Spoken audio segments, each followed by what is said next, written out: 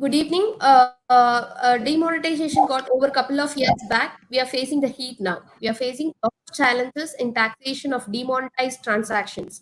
There are a lot of high-pitched assessments made by officers. In order to help us in coming out these issues, today we have an eminent personality, CAT Bonashekhar sir, is going to discuss about demonetization taxation. I would like to introduce him to you all. CAT Bonashekhar is in practice as a partner in Mrs. C. Ramasamy and B. Srinivasan Chartered Accountant Chennai since 1994. He has argued in number of landmark cases before various benches of the Income Tax Appellate Tribunal and Income Tax Settlement Commission across the country. He has authored Handbook on Assessment Procedure under Income Tax Act 1961, Such Assessment under the Income Tax Act. Former visiting faculty at the ICSI and the Loyola Institute of Business Administration on direct taxes. Delivered lectures and presented papers on direct taxes and international taxation at seminars, meetings, workshops, and conferences arranged by the ICI and other professional and public bodies. He has contributed articles on direct taxes and international taxation to several tax journals. Formerly a columnist in the Hindu Business Line, in the personal finance page featured on Sundays, offering the column Tax Talk. He has been the chairman of the Direct Tax Committee of the Hindustan Chamber of Commerce, former member of the SIRC for the period 2001 to 4, past chairman for the Fiscal Law Committee of the SIRCI, presently a elected member of the Direct Tax and International Tax Committee of the SIRC of ICI. With these few words, I would like to CAT Bonashekhar to you all. Now I request CAT Bonashekhar sir to take up the session. Sir, please, sir. Thank you, the chairperson of the Salem branch of the SARC of ICAI, other office bearers of the Salem branch of the SARC of ICAI, and my dear friends.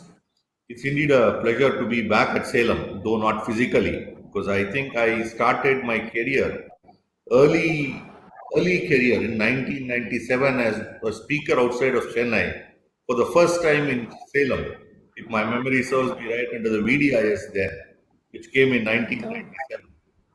That time I was able to come physically and speak to all of you, but this time around, maybe I'm just going to be on live and we will have to suffer, meet each other only through the net. Well, the subject, in fact, when I read it, Madam referred to it as demon tax, but then DEMON can be pronounced as demon or demon, the way we want it to. We can also pronounce it as demon tax. Well, it appears that the tax rates are so sky high that it looks to be a demon tax as well. Because if you effectively look at it with the surcharge and all of it, the tax rate could be as high as about 77.5%.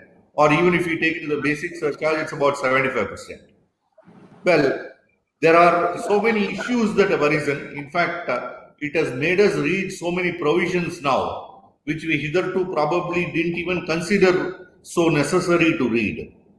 And with the advent of the new tax regime with effect from 1718, and the first real assessment getting concluded only on 31st of December 2019, I think we are effectively having to grapple with these situations just now. In fact, when the chairperson was giving her introductory remarks, she was talking about high-pitched assessments. I think the word high-pitched assessment itself is a term where we can probably take it with a pinch of salt, in the sense that the assessments are not high-pitched, but probably more high-pitched than can ever be imagined. In fact, I know assessees who have been returning an income of about 2 lakh, 3 lakh, 5 lakh per annum, and where additions have been made as a result of the demonetization, where additions have been made to the extent of few crores, in some cases even 5 crores, 10 crores. In fact, I have been congratulating assessees, saying that they have become very rich and started earning a lot of income. Well, be that as it may, the issues are multifarious. But then let me start with the basics. It all starts with Section 5 of the Income Tax Act. If one were to look at Section 5 of the Income Tax Act, which talks of the scope of total income, it starts off like this. Subject to the provisions of this Act, the total income of any previous year of a person who is resident includes all income from whatever source derived and then proceeds. The same would be talked of with respect to a non-resident as well.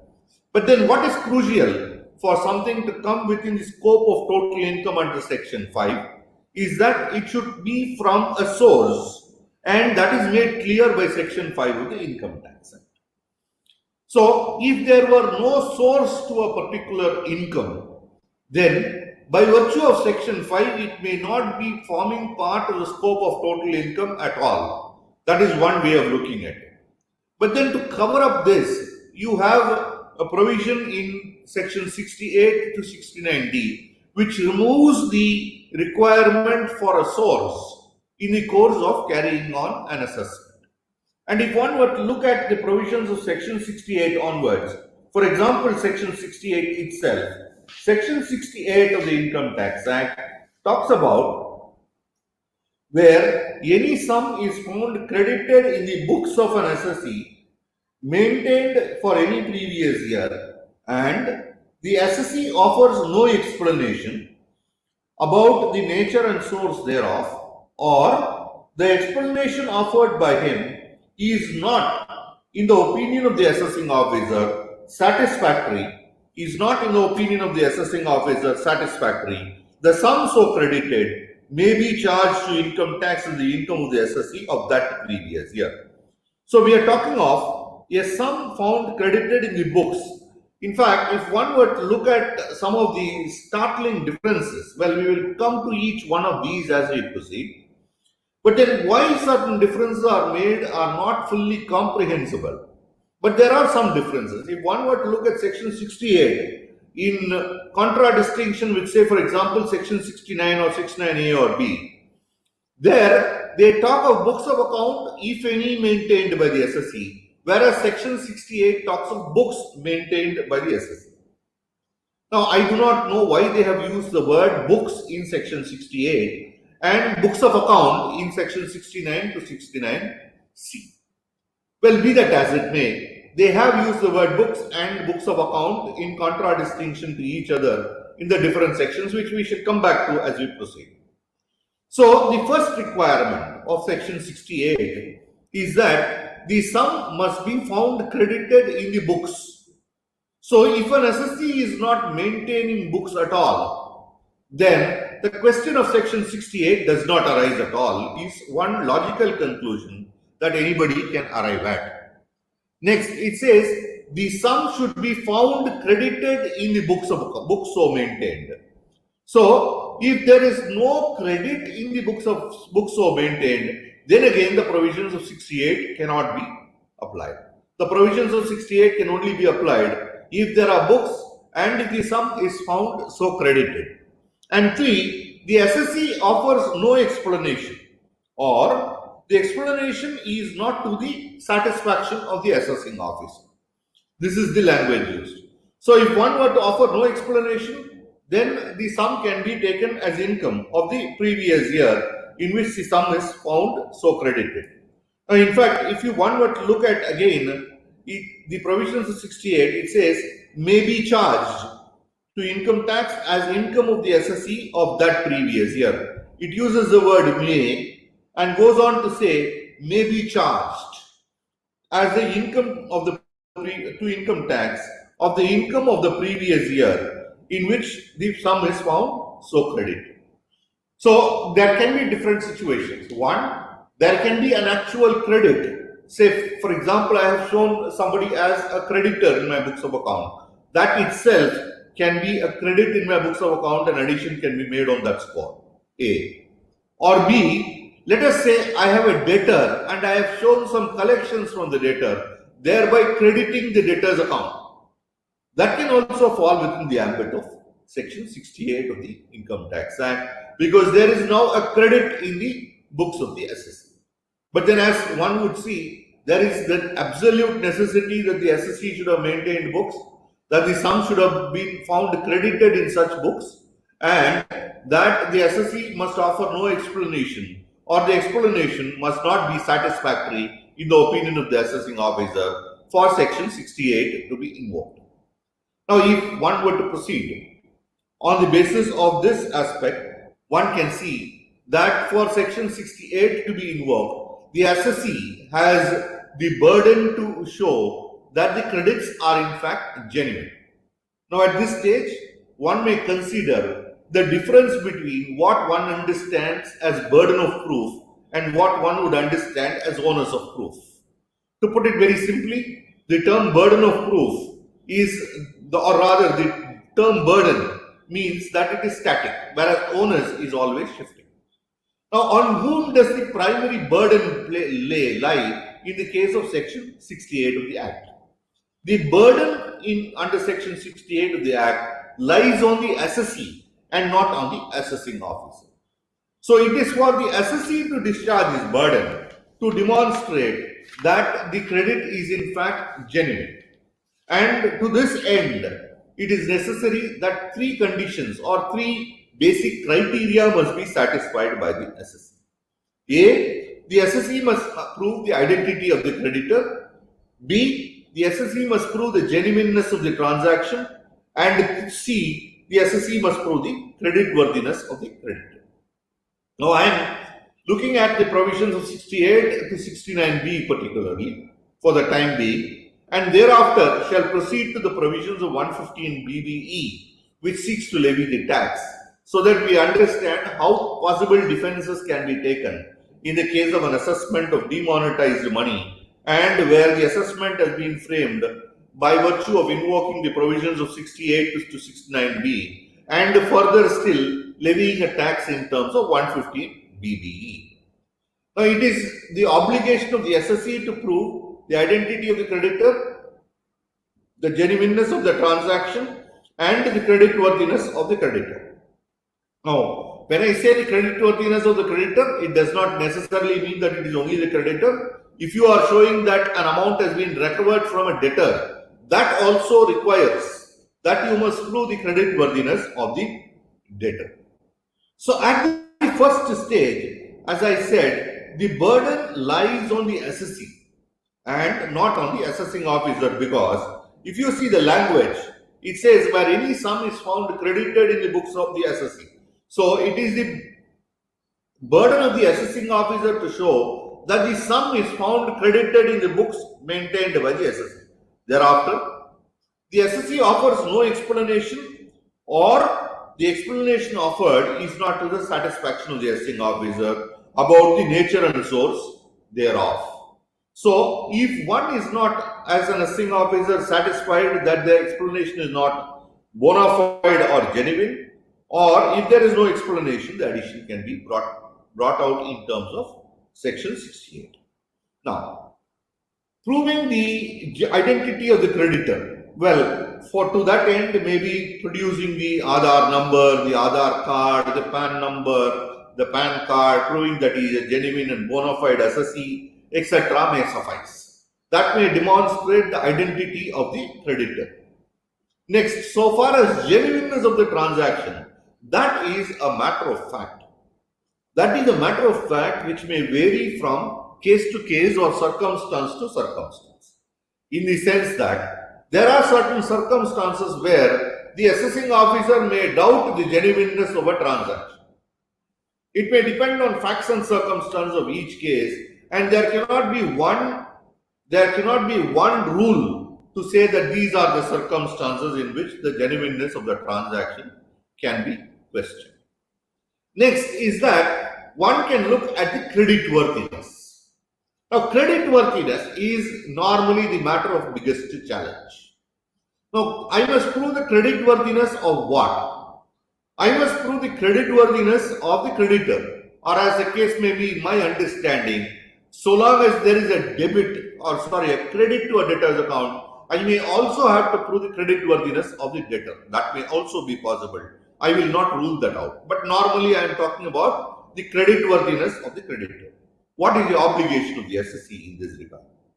Now, let's say I have taken a loan from a person, say A, and I am able to prove that A has the creditworthiness thereof. should I prove the creditworthiness of what I call the subcreditor? The answer may be no. The answer may be no, because in my opinion, there is no need to prove the creditworthiness of the subcreditor. But then all the same, as a creditor, I must be able to show that that creditor commands the respect in the market to mobilize this kind of monies from a subcreditor possibly. That may be within my realm, but beyond that, I may not have to demonstrate that there is a creditworthiness in the subcreditor. Or to put it in other words, I am not required to demonstrate the source of source. Now, while I say this, it doesn't preclude an assessing officer from examining the transactions of the creditor with the subcreditor. While as an assessee, I may not be required, to demonstrate the creditworthiness of the subcreditor. It does not preclude an assessing officer from examining the source of source or examining the transaction with the subcreditor. Now, of course, as I said, primary burden lies on assessee, no requirement to prove a source of source or even to prove that the creditor has brought in the money out of his accounted sources of income. Now, next aspect, what is required for this purpose? I am going into this in detail so that we are able to build our defenses in the context of 115 BBE. What is required for this purpose? When I say the primary burden lies on the assessee, is it enough if the assessee makes a simple, plain, vanilla disclosure saying these are the facts of the case? I would think so that the evidence that is produced or the explanation that is produced by the assessee should be so startling to an assessing officer that he would be in a position to accept the genuineness and the identity and the creditworthiness of the creditor so that no addition is made. As I said, an AO may inquire, but an assessee may also require an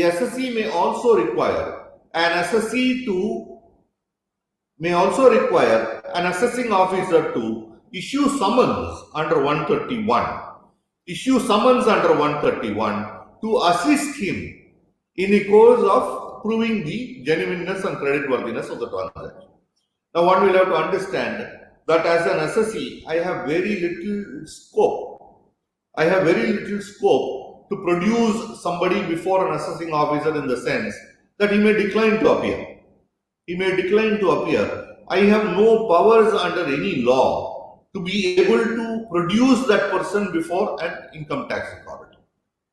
Therefore, the courts have held, particularly Calcutta High Court in 263 ITR 692, I repeat 263 ITR 692, has held that if the assessee requires the assessing officer's assistance, the assessee may request the assessing officer to issue summons under 131 on the creditor, and thereupon the assessing officer is under an obligation to assist the assessee by issuance of notice under a summon under 131 for appearance.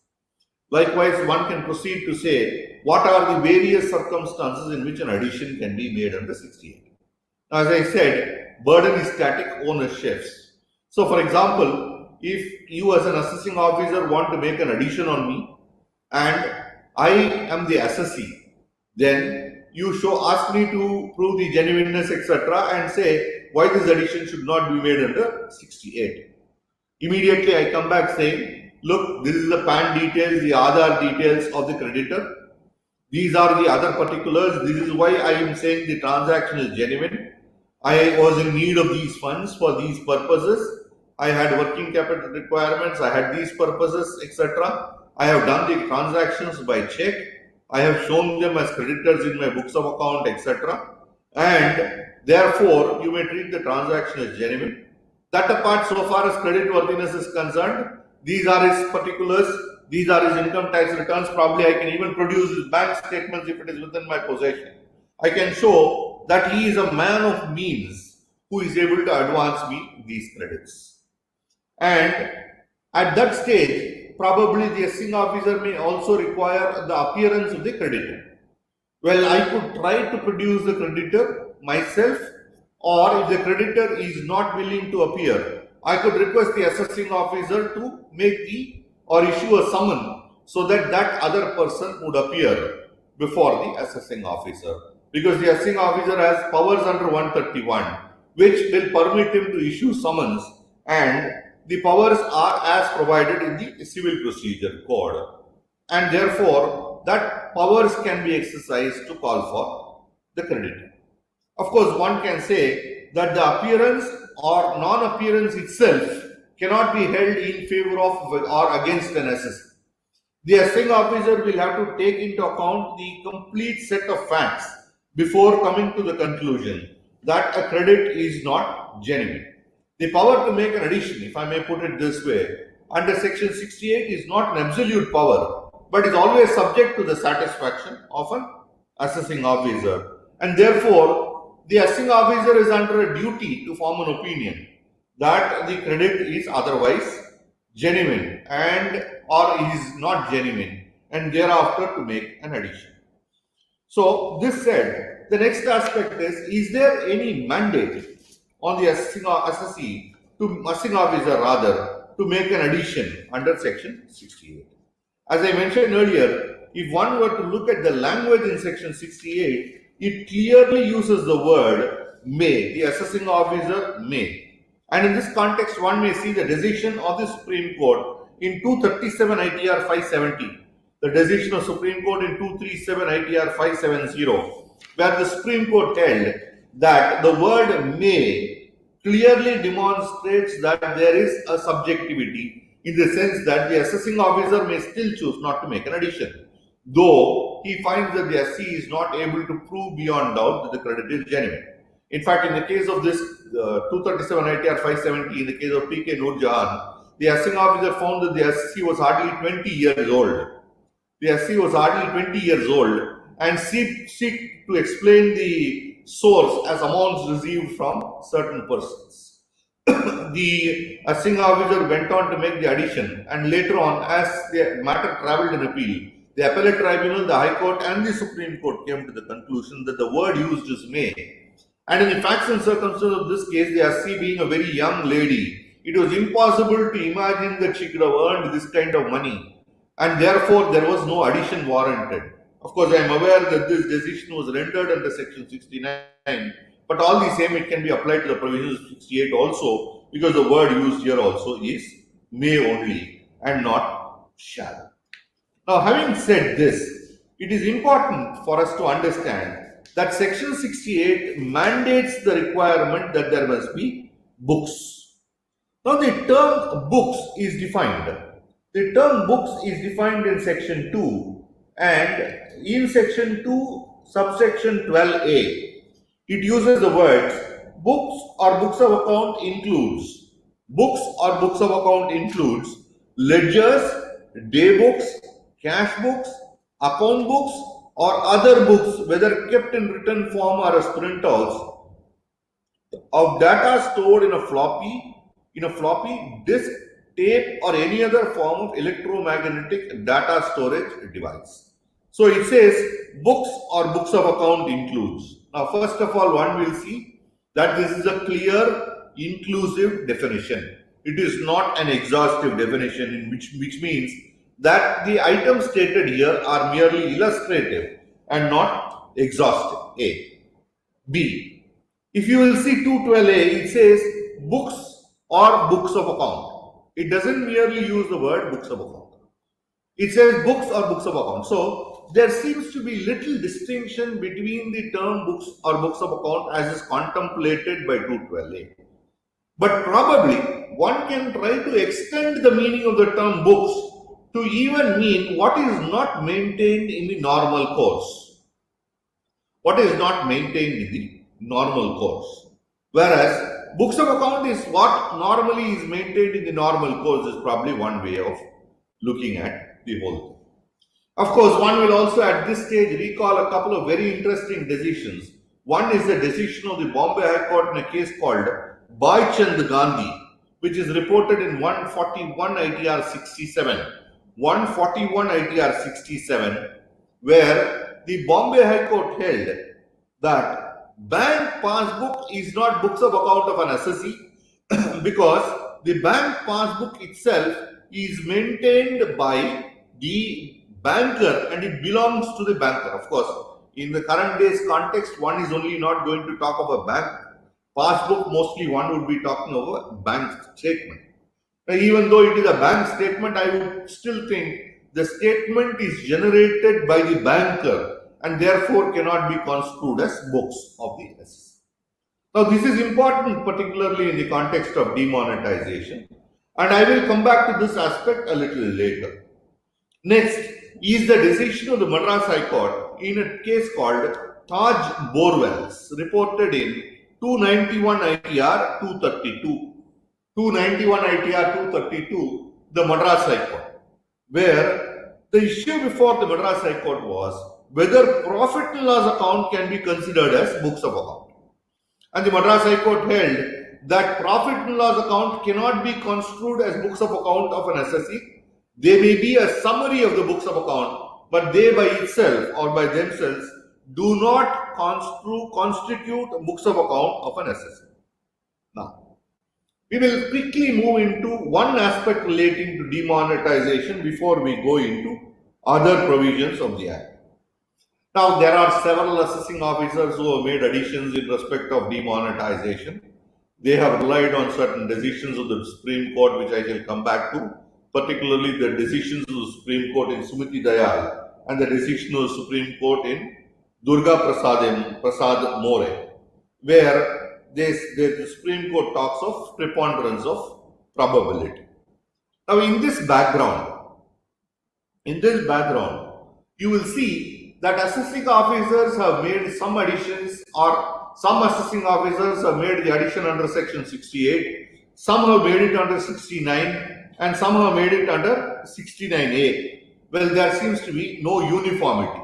In fact, I don't know how true this is. Many of them are talking about a standard operating procedure, or what you call an SOP, where the higher authorities have given guidelines as to how the addition should be made. The higher authorities have given guidelines as to how the additions are to be made in the context of the provisions of, or in the context of demonetization, and money is deposited during the demonetization period in what they call specified bank notes or SBNs. Now, insofar as section 68 is concerned, one can easily understand that the sum should be found credited in the books of account A, and B, that these sums that are found credited and there is no explanation, or the explanation is not bona fide. Now, largely, I may divide the kind of additions that are made in the context of demonetization into one, assessee claiming that he made sales just before or during the demonetization period, which he deposited into the bank in terms of specified bank notes. B, an assessee who had opening balance as on the date of demonetization, that is the 8th of November 2016, the assessee had an opening balance. Which opening balance, he says, is the source for the deposit of the specified bank notes into the bank account. And C, collections from debtors, where the debtors have paid the money back to the assessee, probably more often than not, by deposit into the bank account of the assessee by the debtor. These are three circumstances where prime additions are made. Now, in my opinion, the assessing officer in some cases has invoked 68, 69, 69A. Now, I will come back to these aspects as I complete the other, dealing with the other provisions. But then, again, one more very interesting difference between the provisions of section 68 and 69 onwards is this. I said, one, the difference between 68 and 69 to 69C, B rather, is that the provisions of section 68 talks about the assessee necessarily having to maintain books, whereas 69A onwards does not mandate that books should be maintained, because it says if any maintained by the SSE, whereas here it says maintained by the SSE. Next, Section 68 talks about the assessee offering no explanation, etc., and says it may be charged to income tax. Whereas in 69 onwards it says it shall be deemed to be the income of the assessee of the financial year. Whereas 68 talks of may be charged to income tax. I'll come back to why that difference is there also.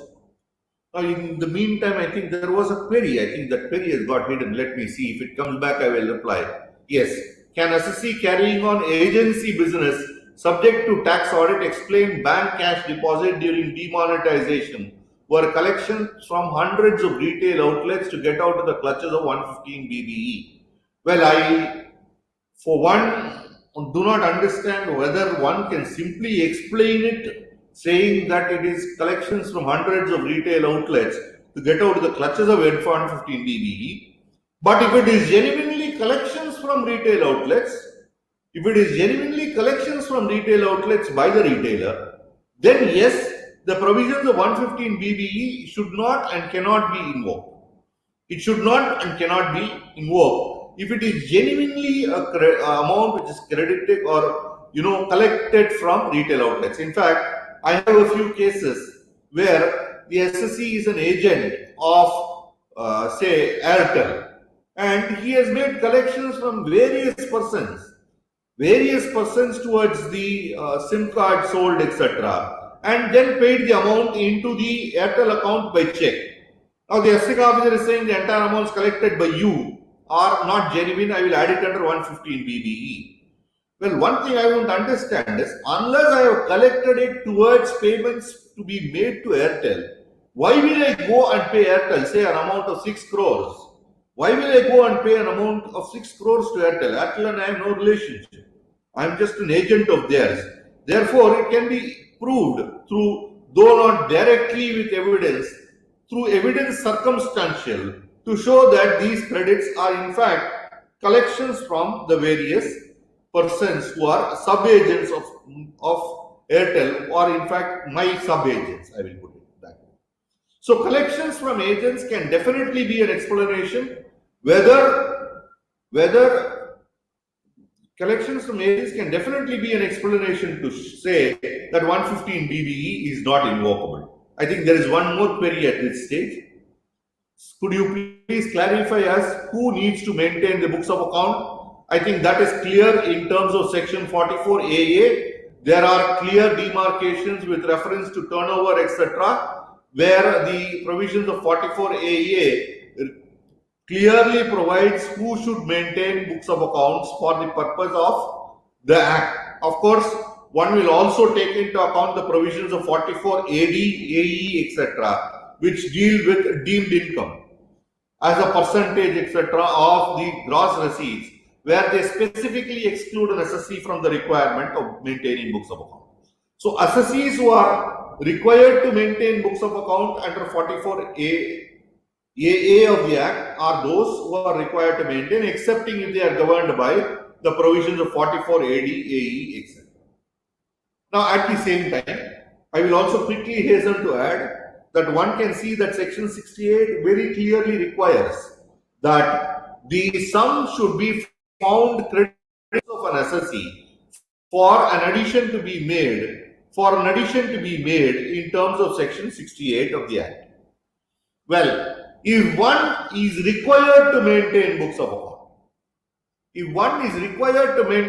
account, but has failed to maintain books of account, then whether the SSE can be targeted through the provisions of section 68. I am addressing this to the organizers. Am I audible? I think there seems to be some problem with my video.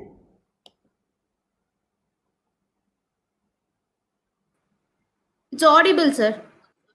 I'm audible. My video is clear because on my screen the video fine. stopped. No, it's okay. It's coming perfectly. Yeah. No problem. Okay. Okay. Thank you, madam.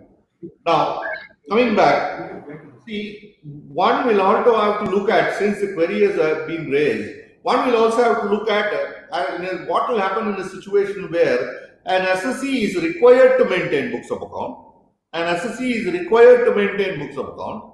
The SSE has not maintained books of account. Whether the provisions of 68 can be invoked? No. If the SSE has not maintained books, 68 is not invocable at all.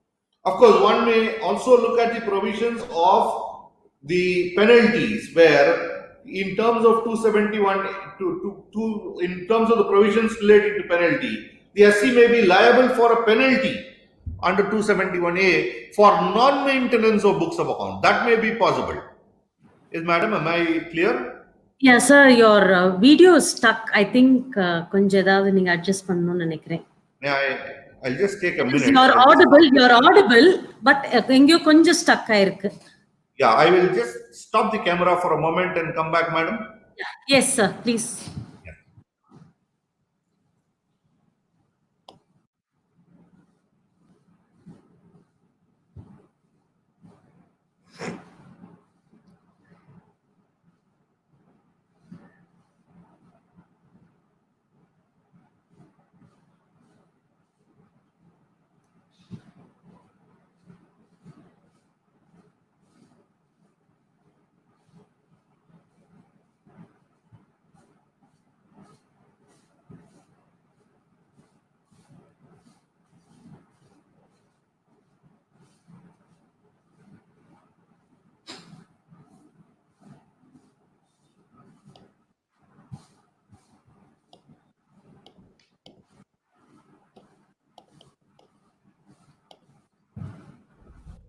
I think the camera is still stuck. Sir, but anyway, your voice is audible, sir. You can carry on. Your voice is audible. Yeah, in the meantime, I'm calling my expert at home, my daughter, to help me out to see if I can get the camera working. I'll proceed, madam. Yeah, you proceed, sir. Your voice is audible. You're audible. Yeah. My expert is also on her way. My expert is on her way. So, madam, proceeding further. Now, the query as to whether the provisions of section 68 can be invoked in the context of non-maintenance of books, the answer is a categorical no. And just give me a moment. I'm pausing for a moment. Just give me a moment. I'm muting myself. Okay, sir.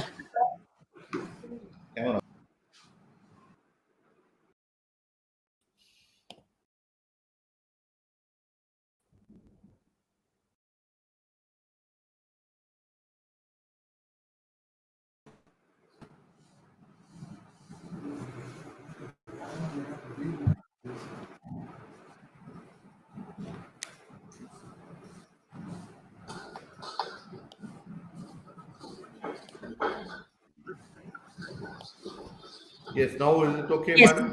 yes, sir. Yes, No, it's okay, sir. So I told you I have somebody at home who does this for me. I think in every home the children are the experts. Okay. Now going further. Proceed, sir. As I was just saying that non-maintenance of books may invite a penalty, but the provisions of section 68 cannot be invoked. Now going on to the provisions of section 69, because an understanding of the provisions of section 68 to 69B will be imperative for us to handle a case where additions have been made in respect of demonetization and tax has been levied in terms of 115 BBE. Now, section 69 deals with unexplained investments. And if one were to see the conditions, it says an investment may be deemed to be the income of the assessee if the assessee has made investments in the financial year preceding the assessment year. The investment is not recorded in the books of account, if any, maintained by the assessee for any source of income, and the assessee offers no explanation for the source of investment, or the assessing officer is not satisfied with the explanation offered by the assessee. So this is something like section 68, but unlike section 68, does not mandate the maintaining of books for the purpose of invocation of section 69. And further one will see that section 69 in contradistinction to section 68 refers to it being deemed as income, whereas there the provisions say it may be charged to income tax. Now, why is this so? To my mind, it is fairly simple. If there is a credit on your P&L account or in your balance sheet, then one can say that it is a credit item, it is deemed as income. But if there is a failure to account a debit, if there is a failure to account a debit because there is an unexplained investment, I have an investment, I am not able to explain the source for the investment, then it is the source which is now failing me, and therefore it cannot become income technically. Therefore, they are probably deeming it to be income. Again, one will see that the provisions of 69, akin to the provisions of 68, says it may and does not use the word shall. At this stage, one will remember the decision of Supreme Court in P.K. Noor Jahan's case, reported in 237 ITR 570, where the Supreme Court held that the word used is may and not shall, and therefore it shall not be it is not the mandate of the SSE to explain the source. Now, of course, having talked of section 69, I will also talk of certain other smaller aspects before I get further. Section 69 requires that there must be an investment for which the source is not explained.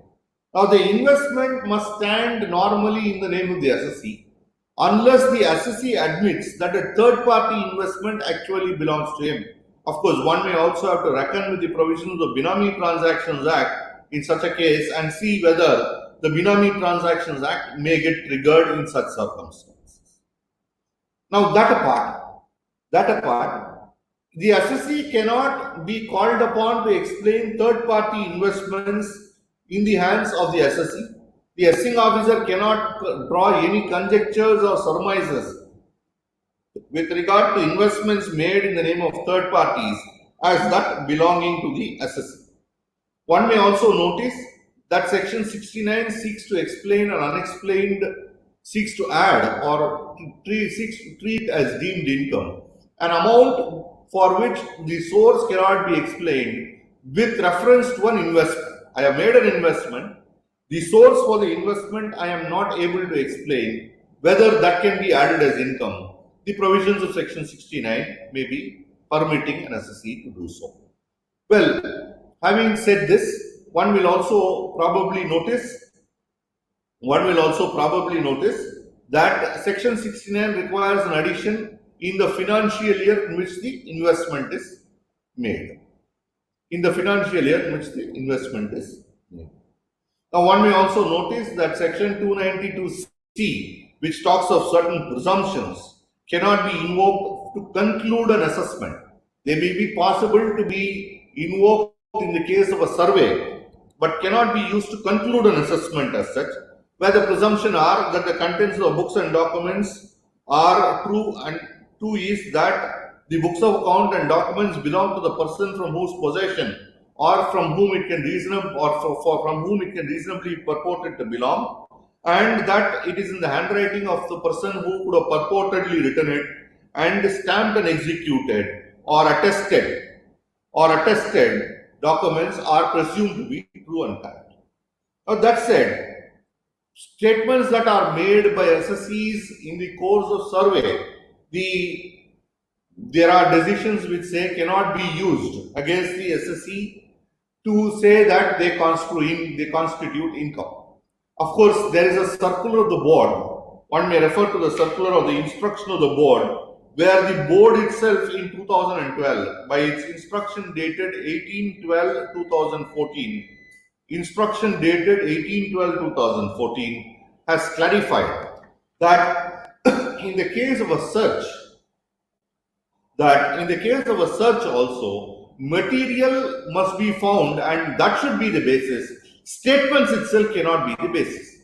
Now, I know of circumstances, even in the context of demonetization, where SSEs have been called by issue of summons to make certain statements. SSEs have, without any basis, given some statements. Whether that can be used against the SSE In my view, without any evidence, it should not be used against the assessors. One may in this context refer to various decisions, including the decision of Supreme Court in Khader Khan and Sons, to say that it cannot be treated as income. Now, this is broadly insofar as 69 is concerned. 69, of course, has many other aspects which are not probably relevant in the context of demonetization, because I am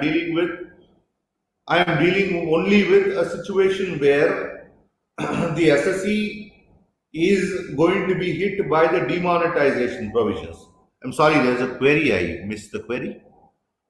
Section 44AA is applicable only if the assessee is having business income, or even maintaining books of account is compulsory in the other head also. Maintaining books of account under other heads is not at all compulsory. Only in case where the assessee is covered by 44AA, maintenance of books is compulsory. There is no compulsion in law to maintain books of account in other cases.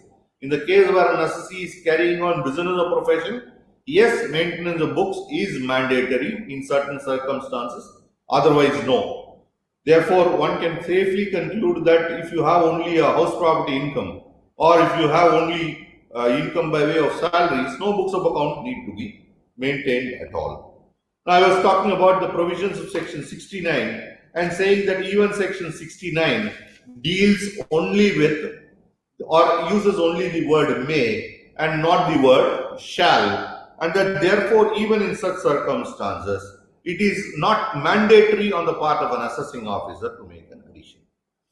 Going to section 69, it talks of unexplained, 69A, I'm sorry, it talks of unexplained money. It says the value of any money, bullion, jewelry, or other valuable article may be deemed as the income they see. It uses the word money, bullion, jewelry, or other valuable article, meaning to say that it is referring to an immovable property. It is referring to an immovable property. If the assessee is found to be the owner of the same in the relevant financial year, it is not recorded in the books of account, if any, maintained by the assessee. Assessee offers no explanation about the nature and source of acquisition of the same, or the assessing officer is not satisfied with the explanation offered by the assessee with regard to the nature and source. So, when we are talking of section 69A, probably one will have to understand we are talking of money, bullion, jewelry, or other valuable articles which may be deemed to be the income of the assessee. Conditions are more or less like the provisions of section 69, but there cannot be any assumptions or presumptions for the purpose of section 69 or 69A. The assessing officer has to demonstrate that there is an investment which has not been recorded, or money, bullion, or jewelry which has not been recorded by the assessee. If he is not able to demonstrate that there is money, bullion, jewelry, or investment made by the assessee that has not been recorded in the books of account, if any, maintained by the assessee, then the question of invocation of section 698 does not rise. Now, I will not like to dwell too much upon why they have used the words books of account, if any, maintained by the assessee, but then I can take a small example. Let's say there is a survey and they find that there is an agreement to sale which has been maintained by you, where the sale consideration of a property is shown as 1 crore, whereas there is a sale deed where the consideration is shown at, say, just about 60 lakh. The balance of 40 lakhs, whether or not you have maintained books of account, can be deemed as income, unless you are able to explain the nature and source for making the investment for the purchase of the property. That is what section 69A seems to be dealing with. Now, if one were to look at the provisions of 69B, it again runs on similar lines, only that it says, as amount of investments, etc., not fully disclosed in the books of account. This probably is only some kind of a precaution. Now, somebody can say, I made an investment, I have not coming under the provisions of section 69 merely because I have recorded the investment. Merely because I have recorded the investment. I may have recorded it only partly. That by itself will probably exonerate me from the provisions of section 69, but 69A will come to the rescue of the department. Please note that section 68 onwards are more or less in the form of a deeming fiction. So, unless there is this deeming fiction, as I explained, section 5 will not permit an income to be assessed unless it is relatable to a source. These provisions are removing the requirement of a source and thus trying to bring it within the ambit of taxation. Therefore, one will have to see that the provisions of section 68 to 69A are invocable only in certain circumstances. Now, let us come back to the provisions relating to demonetization. Now, if one were to look at the provisions relating to demonetization, one will have to look at primarily two sections. One is the provisions of 115 BBE, 115 BBE, and largely the provisions of 271 AAC as well. Now, of course, I will be dealing with these provisions a little elaborately. But before that, one has to remember that the provisions of 115 BBE were not brought in by the regular Finance Act, but were brought in by a Taxation Laws Second Amendment Act 2016 on 15th December 2016, and it says it shall be applicable from assessment year 17-18. Now, please remember that most of the assessments that were completed in December 2019 relate to assessment year 17-18. So, we now have to look at various aspects in the context of 115 BBE. Now, of course, to my mind, the constitutionality of 115 BBE cannot be challenged merely because the rates of tax are very high. The rate of tax is really high in the sense that it talks of 50% tax, and the Finance Act further talks about a 25% surcharge on the 60% tax, which means the tax effective comes to 75%. The effective rate of tax would come to about 75%, or a little more also in certain circumstances. So, the first, if you look at the provisions of 115 BBE, I shall take the provisions of 115 BBE itself. The provisions of 115 BBE says, where the total income of an assessee includes any income referred to in section 68, 69, 69A, 69B, 69C or 69D and reflected in the return of income under 139, or determined by the assessing officer includes any income referred to in section 68 to 69D. If such income is not covered by clause A, the income tax payable shall be the aggregate of, and says the income tax on the calculated on A and B above at 60% and the normal rates of tax in respect of the other incomes.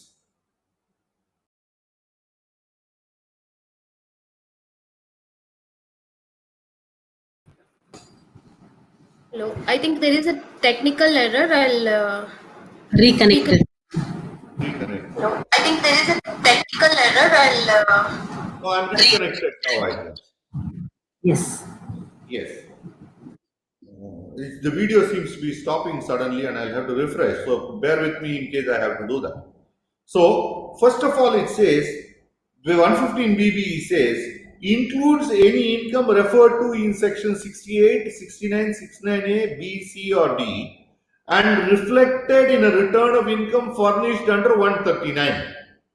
Now, there is no reference, if I can understand, returns can be filed under 139 or in response to notices under section 142(1), 148 or 153A. Now, one will see that there is no reference in section 158 BBE to the other provisions.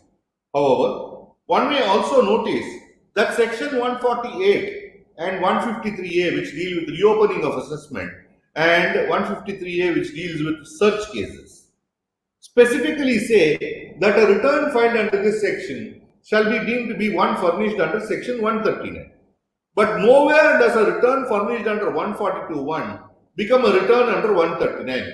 So one will have to understand that probably If a return is filed in response to notice under 142.1, the provisions of 115 BBE are not at all invocable. The plain language of 115 BBE makes it clear that if a return is filed in terms of 142.1, the provisions relating to 115 BBE are not at all invocable. That is what is the plain language.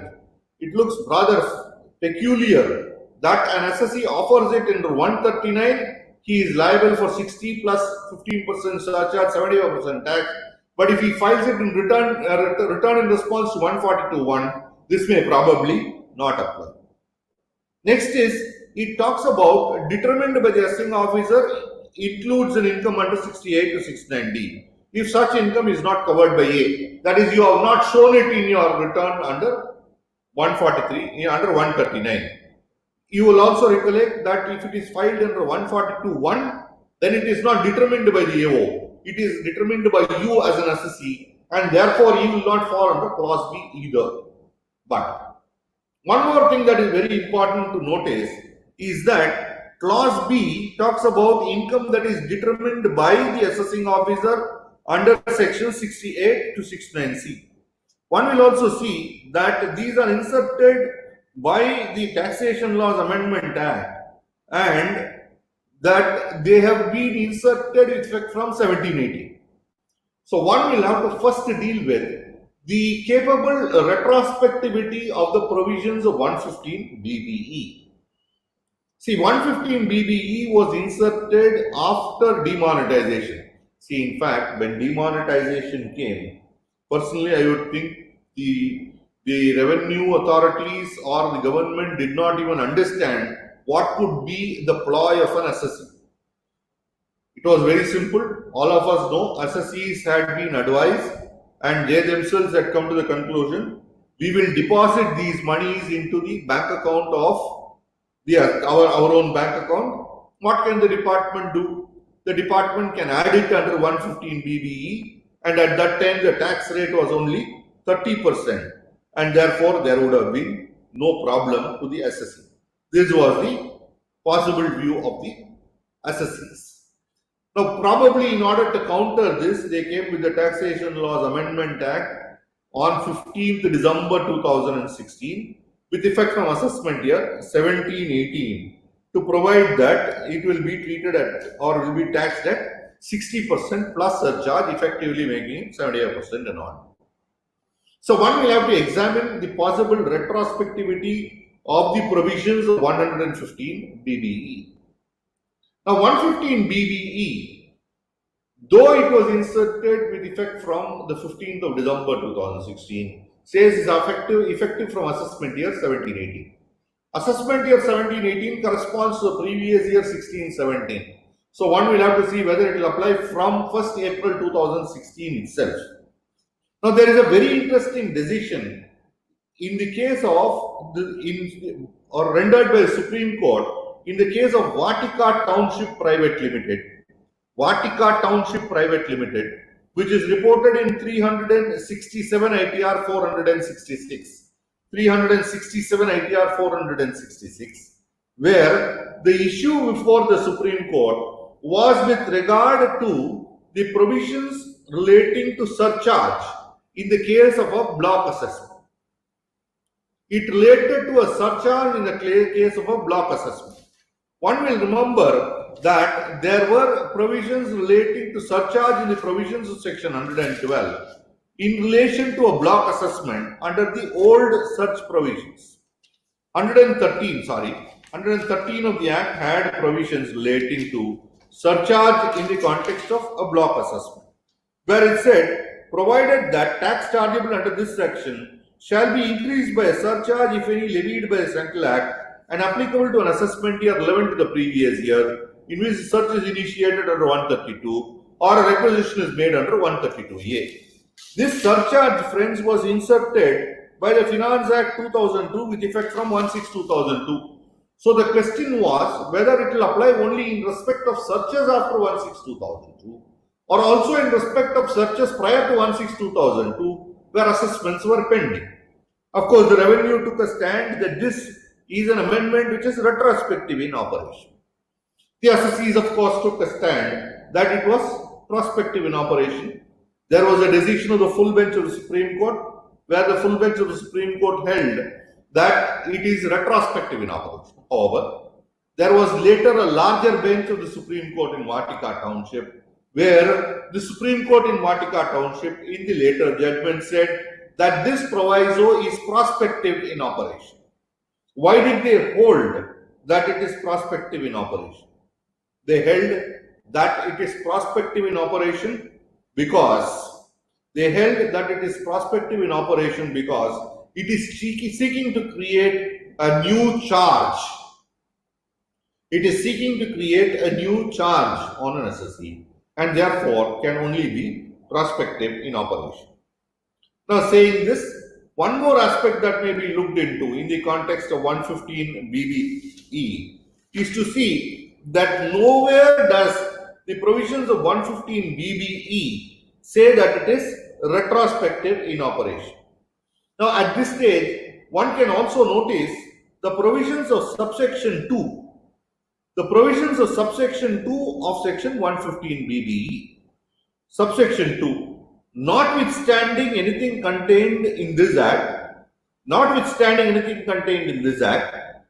deduction in respect of any expenditure or allowance or set off of any loss shall be allowed to an assessee under the provisions of this act in computing income referred to in clause A or clause B of subsection 1.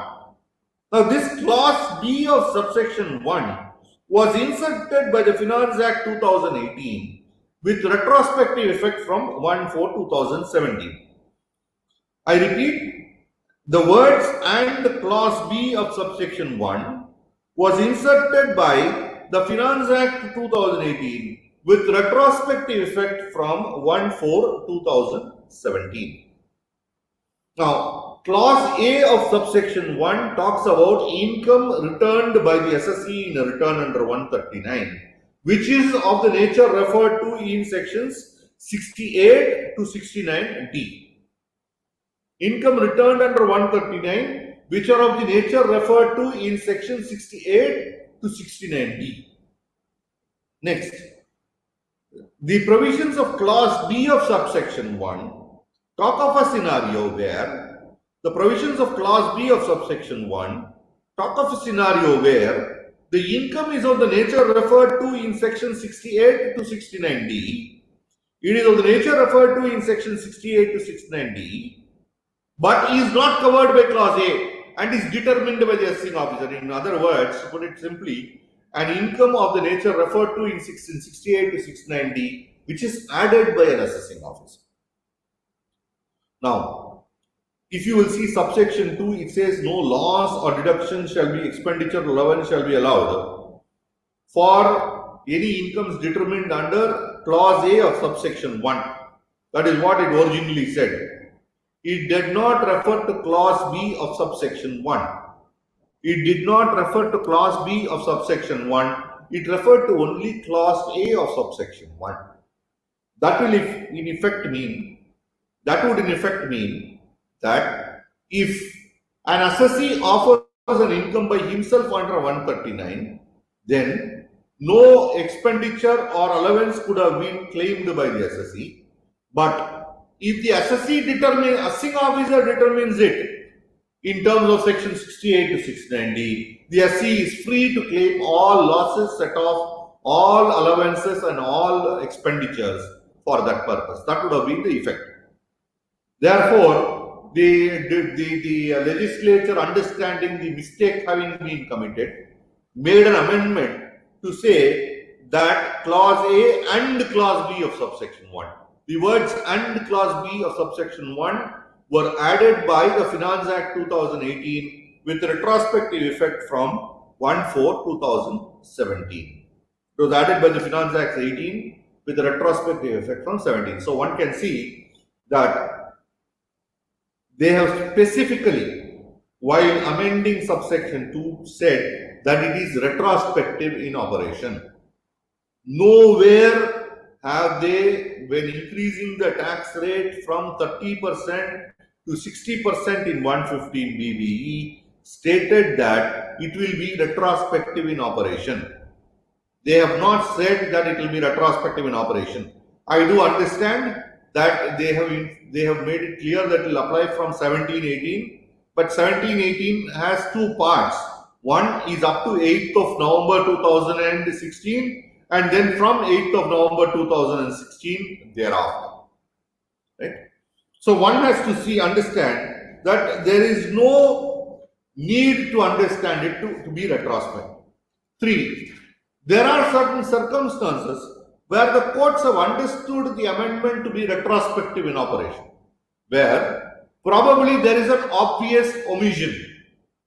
Wherever there is an obvious omission, the legislature in its wisdom says, for removal of doubts, or it shall be deemed, etc. These are the languages used. For removal of doubts, it shall be deemed and always deemed to have included. Shall be deemed to include and always deemed to have included, etc. Now, none of these languages are also used in the context of 115 BBE. Therefore, one can safely conclude that 115 BBE is only prospective in operation. To put it otherwise, the maximum impact that can be had by the 60% rate of tax plus the surcharge can be only with effect from 15th of December 2016. So all credits from the 8th of November to the 15th of December, in my understanding, cannot be governed by the 60% rate, but if at all should be governed only by the 30% rate. It cannot be governed by the 60% rate. In fact, the constitutional validity of this amendment is before the Rajasthan High Court, and interim orders have been passed saying no coercive steps should be taken for the recovery of taxes in that case. Now, what is the various additions that we are contemplating? As I said earlier, one is opening balances as of the date on which demonetization was announced. 2, collection of debtors post demonetization. And 3 is sales post demonetization. Now, what the department has been doing very systematically in every order, most of the orders are copy-paste orders, where the department has invoked the decisions of the Supreme Court in a case called Sumiti Dayal, and also a decision of the Supreme Court in a case called Durga Prasad More. The decision in Sumiti Dayal is reported in 214 ITR 801. I repeat, 214 ITR 801. And the decision of the Supreme Court in Durga Prasad More is reported in 82 ITR 540. Now, in both these cases, the Supreme Court said the theory of preponderance of probabilities can be used in tax proceedings against an assessee. The theory of preponderance of probabilities can be used against an assessee, in tax proceedings, is what the Supreme Court said in both these cases. Now, first of all, before proceeding, to decide whether these provisions are invocable in the context of collection from debtors, in the context of sales collections made and deposits made in so-called specified banknotes, and 3, in the context of whether pre-existing cash balances as on the date of announcement of demonetization can be of any use. Now, 8 o'clock by a speech by the finance minister itself was for a long time a scare. Of course, till the 8 o'clock lockdowns have been announced. Now we have nothing to do excepting for the fact that sometimes webinars itself are killing. That many webinars are going. Now these two decisions, let us look at the facts of these two cases. Now, in the case of Sumiti Dayal, the assessee had won 16 jackpots. Besides triples in the assessment year 71-72 and 72-73. Right? The assessee had started raising in 1969 and had no previous experience in raising prior to 1969. Now, he purchased the jackpot tickets in various combinations which were worked out by her on the basis of advice from her husband. This is what she claimed. Thereafter, she went to the Income Tax Settlement Commission and offered the income, saying that these are not taxable because in those years, these kind of winnings were not taxable. And the Income Tax Settlement Commission by a majority held that these are to be taken to be undisclosed income. These are to be taken as undisclosed income because there is a preponderance of probability that the assay could not have earned it out of jackpots and triples in raising. Reasons being earning 16 jackpots, winning 16 jackpots and triples in 2 years is probably virtually unknown of, and in any case not by a person who lacks experience completely. Right? So probably what could have happened according to the revenue authorities and the commission was that post the winning by a particular horse, the assessee would have resorted to buying those tickets by paying cash and acquiring those tickets and thereafter taking these winnings and ultimately showing it as accounted receipts. This would have been the probable modus operandi. And the Supreme Court ultimately held that based on the theory of preponderance of probability, this could be deemed as income of the assessee. Durga Prasad More. The assessment years in question were assessment years 1958-59 and 1959-60. Please note the years 58-59 and 59-60. Now I will not get too much into these. Now in this case what happened was that the issue was with regard to source for an investment. This was explained as partially in the form of Sridhan received and partially as money is kept by the assessee with the father-in-law to the extent of rupees 2 lakhs. Partially money is kept to the extent of 2 lakhs in the hands of the father-in-law which belonged to the assessee's wife was how the assessee sought to explain the source. Right? So he is saying that it was kept in with his father-in-law and that is the source for the sum of 2 lakhs. Now the issue went on in appeal and when it reached the Supreme Court, ultimately the Supreme Court held that the theory of preponderance of probability is to be applied and this cannot be deemed as income. This cannot be deemed as income. And the reason given was, as I said, the preponderance of probability. Why? Because the Supreme Court understood that keeping 2 lakhs in cash, having it invested nowhere, was probably an impossible or a fantastic theory which cannot be purchased by the courts. Remember, the assessment year is 58-59 and 59-60. Now, in my understanding, 2 lakhs at that point in time is equivalent to not less than 20 crores in 2020. Right? 2 lakhs in 58, 59, and 59, is easily equal to 20 crores. Just give me a moment, I'll have to refresh because my video is.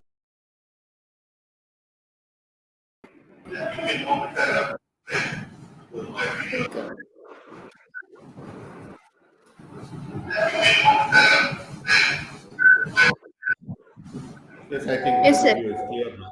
Yes.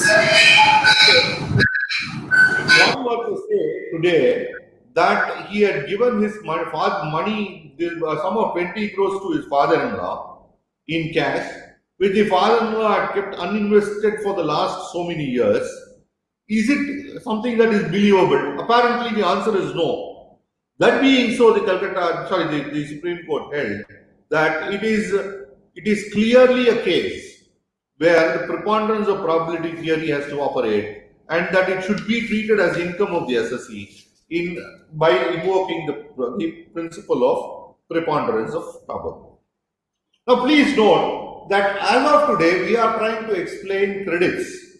We are trying to explain credits as either sales made between the period from the date of demonetization to 31st of December, A.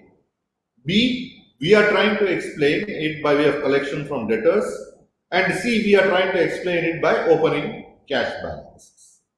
Now, in this context, one has to examine the, the relevance of all these provisions or the impact of all these explanations. We have to understand this in the context of section 68, 69, 69A for us to appreciate what exactly is the scope. Of course, at this stage, I will quickly hasten to add that in my understanding, if at all an addition can survive, the addition can only survive in terms of the provisions of section 69 or 69A or 69 or 69A or 68 for that. Now, of course, there is always this doubt as to which is the correct section, but be that as it may, I would think that so long as the addition is made, the mere mention of a wrong section cannot, invalidate the addition itself. For this purpose, there is a decision in Civil Appeal number 2308 of 2009. Civil Appeal number 2308 of 2009. In the case of Palanisamy, P.K. Palanisamy versus N. Armugam, where the Supreme Court has held that mere mention of a wrong section will not invalidate an addition. Similarly, mention of a wrong addition cannot invalidate an assessment either. So we'll have to look at it from the point of view of, we cannot really attack this addition from the point of view of saying, the officer invoked 68, he should have invoked 69A, etc. That may not be really worthwhile in my understanding. But keeping that aside, I have said that I have made sales. Now, let me take a simple instance of a jeweler. Now, what happened when the demonetization was announced? When the demonetization was announced, I think the announcement came at 8 o'clock and the demonetization was effective from 12 o'clock. So, in the first place, all monies that were available up to 12 in the midnight cannot be treated as unexplained at all, even though they may be in the form of specified banknotes. All jewelers saw a surge in sales. I know assessees who made crores of rupees worth of sales. Not one assessee, many assessees, particularly jewelers, who made crores of rupees worth of sales during this demon period. Of course, one has to be very, very careful in explaining, because please understand that multiple bills have also been made to avoid or to ensure that the provisions of 269 ST do not apply. So what they have done is they have made multiple bills of less than 2 lakh. Now one has to see what is the nature of stock. If it is bullion, say, what is the nature of stock that is available? Whether this stock is capable of being sold at less than 2 lakh, or if it is being made at a value less than 2 lakh, whether the cutting is possible, whether that kind of infrastructure facility is available to the assessee jeweler for cutting it and selling it within that 4-hour period, if somebody is going to explain it as having been sold within a 4-hour period. Likewise, if it is in the form of jewelry, then the assessee has to show what is the nature of jewelry and show that its value is in fact less than 2 lakh.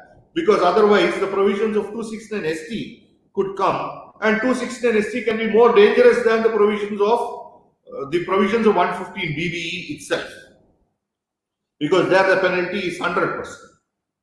So it is not merely the sales between this 8 p.m. and 12 in the midnight, but other sales also which have been deposited and which have been shown in the regular books of the SSC, which have been maintained by the SSC.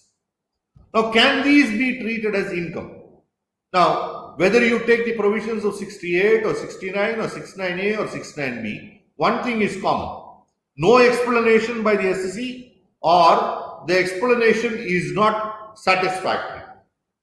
No explanation or a not satisfactory explanation.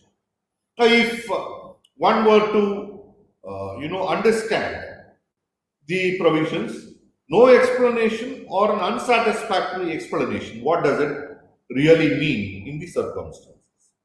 First, I have credited it in my books as sales, or alternatively, I have been showing it as cash in hand, or alternatively, I have been showing it as collections from debtors. Can the officer simply disregard this? Please remember that the SSC is accepting my books of account. The SSC is accepting that I have made sales. He is not disturbing my returned income. He is accepting my closing stock, because when I say that I have sold something, automatically that amount would have got eliminated from my closing stock as well. He is accepting my sales. He is accepting my closing stock. He is accepting my returned income, subject to whatever other variations he may make. He is not rejecting my books of account.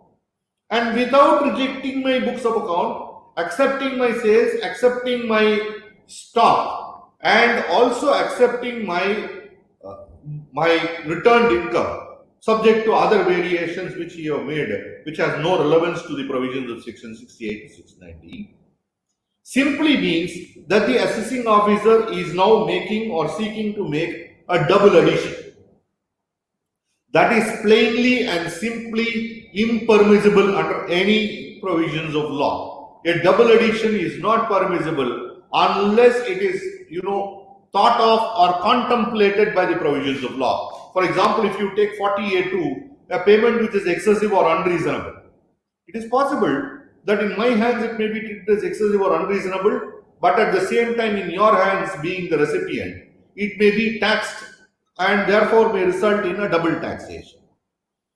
But when it is not expressly contemplated so, no double addition is permissible, and clearly this amounts to a double addition, and for that reason itself the addition has to fail. For that reason itself the addition has to fail. In respect of items shown as sales.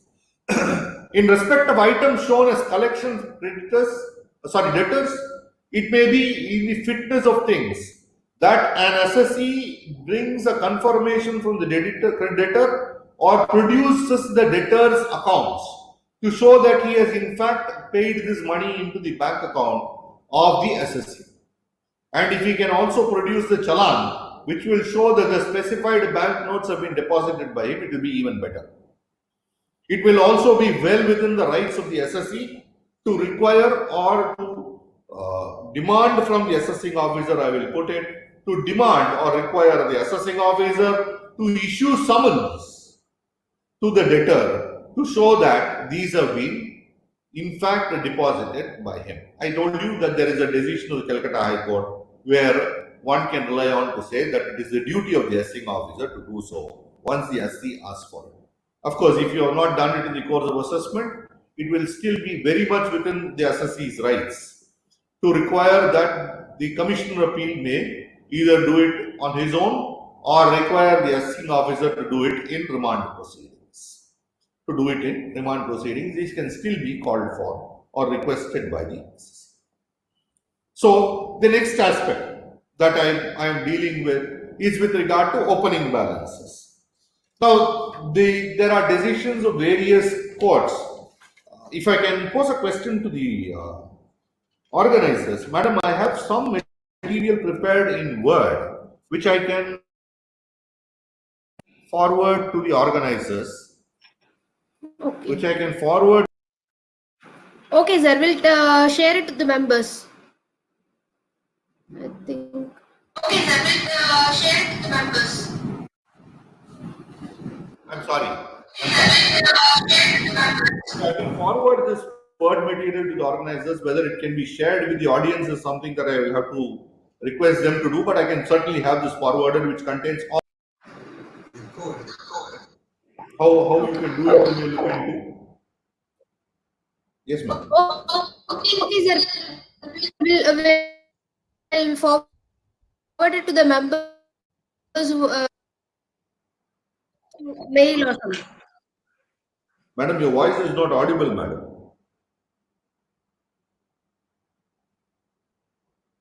Anyway. Sir, we'll forward it to the members. You just share the material, we'll forward to the Yeah, members. I'll have it done. I'll have it done just after this program is over. So these decisions are, Okay, okay, fine, sir. yeah, one doesn't have to really break their head about the citations that I'm saying. All these citations and more Okay, are available in the papers that I will have it, which I will have circulated. okay, Now, okay, sir. Sure. there are decisions of various courts and tribunals where they have held that merely because there are frequent withdrawals and deposits, you cannot disregard it as being bogus. Now, this is the second aspect. Now, one other very important aspect is to look into the provisions relating to the demonetization itself. Now, if for this purpose, I probably will quickly run through the frequently asked questions in the context of the Specified Banknote Cessation of Liabilities Act 2017 and the Specified Banks Note Deposit of Confiscated Notes Rules 2017, the Act and the Rules 2017. There is something called a frequently asked questions which has been answered by the government. In question number 2, I am reading, what is this scheme? I have reproduced it in the paper as well. What is this scheme? The legal tender character of banknotes in denomination of rupees 500 and 1000 issued by the RBI till November 8, 2016, hereinafter referred to as specified banknotes, stands withdrawn. In consequence thereof, these banknotes cannot be used for transacting business and or store of value of future usage. The specified bank's notes were allowed to be exchanged for value at RBI offices till December 30th, 2016 and November 25th in bank branches, post offices and deposited in any branches of commercial banks, etc. at any head post office or sub post office until November 10th, 2016 to December 30th, 2016. So, it was not declared to be not legal tender until the 30th day of December 2016. It was very much legal tender. It could be accepted by the banks, and nowhere was there a prohibition in this act to say that an assessee cannot transact in these currencies. A person can and knowingly transact in these currencies, and there was no prohibition. One of the aspects that has been raised by the department time and again is, what about the fact that you have exchanged valuable commodity for currency which is not valuable? See, I have given away my stock worth 10,000 rupees to you and taken 10,000 rupee notes. The allegation of the department is you have given away valuable stock for a currency which is not valuable. If that is so, they should have in the first place rejected my books, not accepting my sales at all in the first place. Accepting the sales, then they cannot say you have given it like this.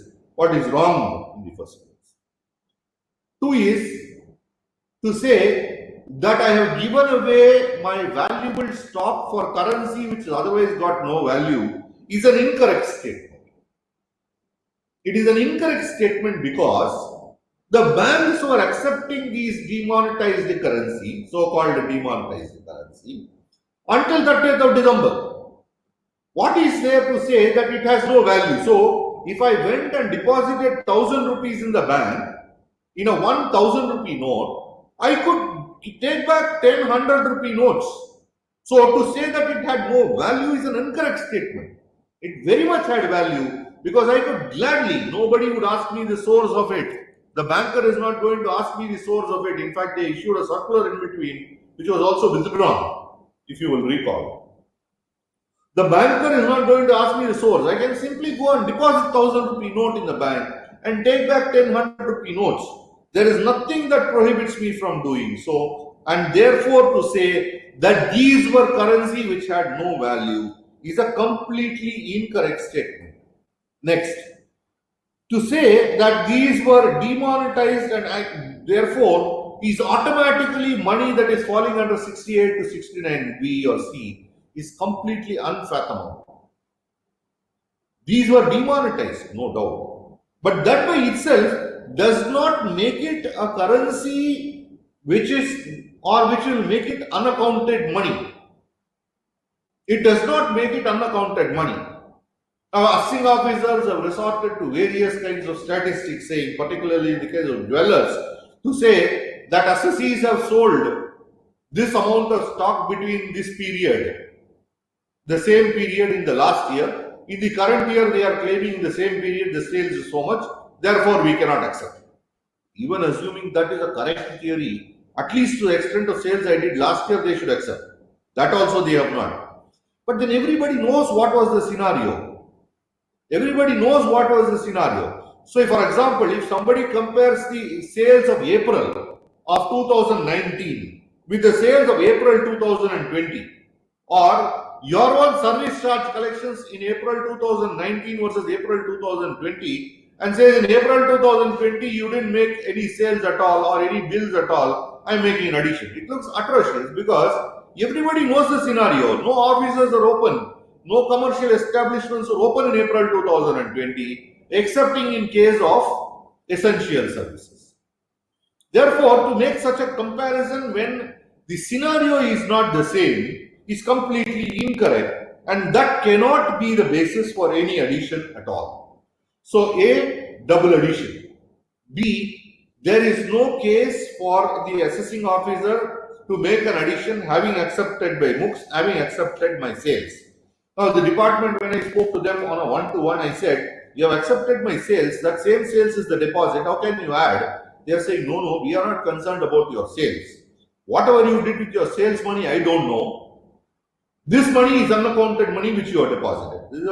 This is to my mind a blasphemous theory.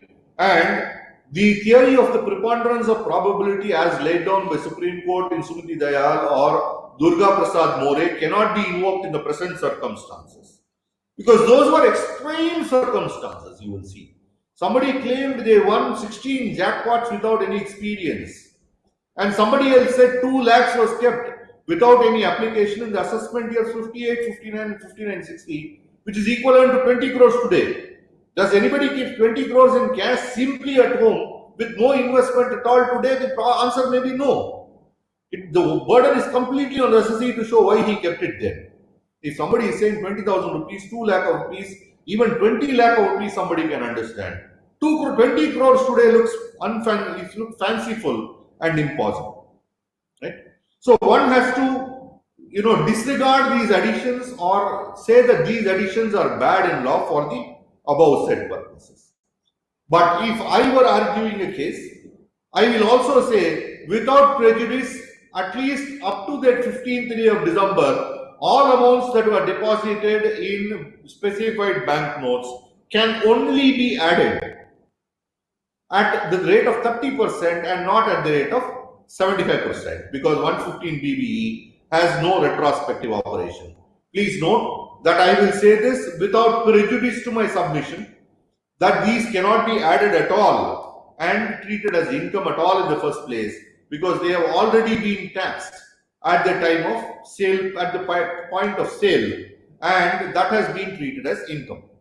The same will be the position in respect of collection, in respect of debtors as well, because I have offered the sales. Now, insofar as opening balances are concerned, I think I will take a similar position. I will take a similar position to say, if I have opening balance as on 8th of November, nobody can question. It is there as already in my books of account. How can you now question it? Assessing officers have said, no, I will take only the opening balance as on 1st of April 2016. That is completely wrong. All opening balances up to the 8th of November 2016 have also to be taken. Now I will quickly refer to the earlier demonetization. There was a demonetization in 1978 of high denomination banknotes. That was done by a High Denomination Banknotes Demonetization Act 1978. Now there was a prohibition. If you will see, Section 4 of that Act, the 1978 Act, prohibited transfer of demonetized notes to anybody other than to scheduled banks after they have stopped becoming legal tender. Section 4 of the 1978 Act said you cannot deal in the demonetized notes excepting depositing it in a scheduled bank. You can only deal with a scheduled bank in demonetized notes, not with any other person. Now, there is no provision corresponding thereto in the present demonetization scheme. Therefore, there is no prohibition in dealing in demonetized currency during the demon period, that is from 8th of November till the 30th of December 2016. Likewise, if you go to the 1978 Demonetization Act, Section 7 required every person to submit a declaration in triplicate containing details of name, contact, personal information, and the reason for keeping the amount, the source from which it is acquired, if borrowed to provide the details, if not, the owner of money, name of the owner, with declaration that notes are not held benami. None of these requirements are there in the present scheme. Therefore, one is free to transact in demonetized currency. One is free to transact in demonetized currency between 8th November and 30th December 2016, unlike under the 1978 Demonetization Act, where there was a complete prohibition from dealing in demonetized currency. That being so, again, I would think dealing in demonetized currency is not at all a crime. Holding demonetized currency post-demon period above certain limits may be an offense and punishable, but transacting during demon period is not punishable. Quickly, to deal with some of the decisions in the context of the old demonetization, there is a decision of the Patna High Court where the cash balance was shown by the SSC in the books. The High Court held that so long as it is sufficient to cover the high denomination notes, it is enough. There is also a decision of the Mumbai High Court where they said sufficiency of cash balance in terms of in the books is sufficient to explain the demonetized currency. There is another decision of the Allahabad High Court. The Allahabad High Court, where the Allahabad High Court, the issue was they actually had a very small cash balance and the value of demonetized currency held as a proportion of the cash balance was very high. The officer said this cannot be acceptable.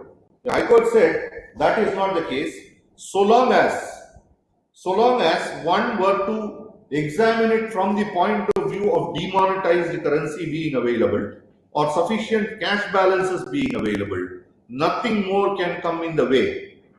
Nothing more can come in the way of making or framing an assessment without making an addition in terms of the provisions of 68, etc. These are decisions rendered in the context of the old scheme of things.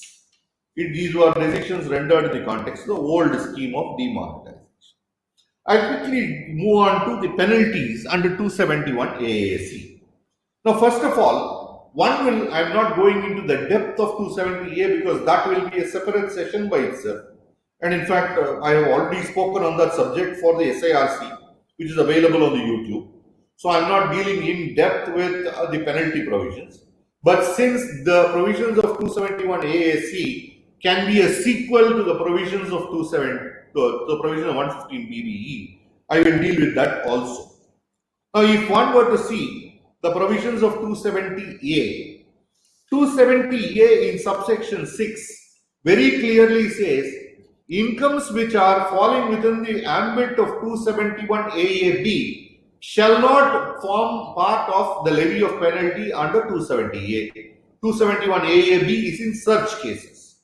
So, if there is a search and if it is a specified previous year, that is the previous year of search or the immediate preceding previous year. I repeat, the previous year of search or the immediate preceding previous year where no return of income has been filed and where the due date for filing return of income has not expired, then the provisions of 271 AAB will apply.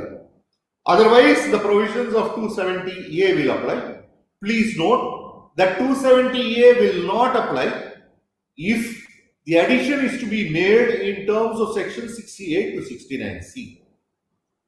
If the addition is made in terms of the provisions of section 68 to 69C, that is because subsection 2 of section 271 AAC says no penalty under the provisions of 270A shall be imposed upon an assessee in respect of income referred to in subsection 1 of section 271 AAC. And 271 AAC provides for 271 AAC provides for a penalty where the addition is in respect of an income falling within the ambit of section 68 to 69D, falling within the ambit of section 69A to 69C. Right? So, 271 AAC penalty talks of 10%. 10% of the tax, which means the penalty will be 6% of the income, because you're talking of 60% tax, penalty will be 6% of the income. Remember that 269 AAC is not referred to in 273B. Therefore, one may argue that reasonable costs will not apply. Reasonable costs will not apply.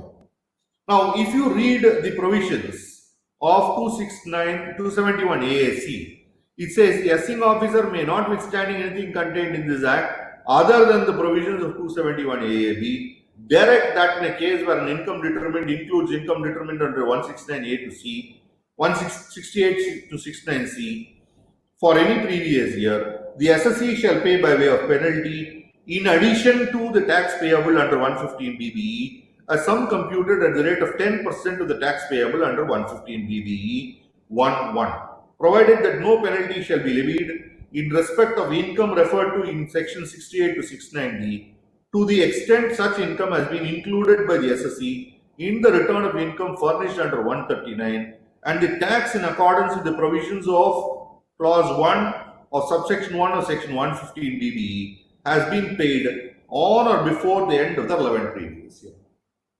Now, again, there seems to be a trick here. The proviso seems to create manifold confusion. One, I don't want to enter one confusion because there have been divided views. I would take a view in favor of revenue in this case. Of course, I may argue differently, but my personal view need not be the same as what I argue. In my personal view, the provisions of 68 to 69D can be invoked even though they have been offered as income by the assessee itself. But what does the provisions of 271 AAC say in its proviso? It says it should have been shown in the return of income furnished by the assessee under 139, and tax in accordance with the provisions of 115 BBE should have been paid before the end of the 11th previous year.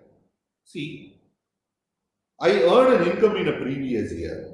I offer the income into tax in a 11th assessment year by filing a return of income.